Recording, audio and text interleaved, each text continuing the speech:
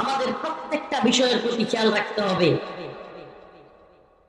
মধ্যবিত্ত পরিবার, তার ছেলেকে অনার্স মাস্টার্স পাস করিয়েছে, আশা ছিল বড় একটা চাকরি পাবে, ভালো একটা ডিপার্টমেন্টে কিংবা যে কোনো একটা ভালো সরকারি চাকরি পাবে, কিন্তু 15 থেকে 20 লক্ষ টাকা ঘুষের জন্য ছেলেটাকে চাকরি নিতে পারতেছে না সে বাবা।